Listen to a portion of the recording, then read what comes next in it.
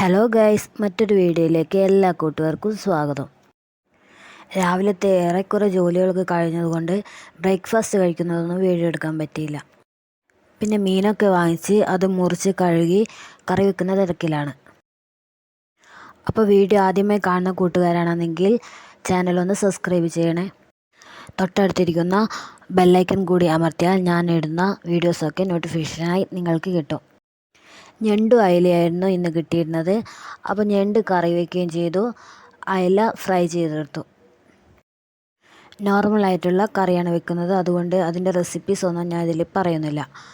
ഭയങ്കര ചൂടായതുകൊണ്ട് വേഗം തന്നെ ജോലികളൊക്കെ തീർത്ത് അടുക്കളയിൽ നിന്ന് പുറത്തേക്ക് പോകേണ്ട തിരക്കിലായിരുന്നു. ഇന്നലെ രാത്രി നല്ല മഴക്കാറായിരുന്നു, പക്ഷെ മഴയൊന്നും പെയ്തില്ല. പിന്നെ കുട്ടികളൊക്കെ കൊച്ചു ടി വി കാണുന്നതായിരുന്നു.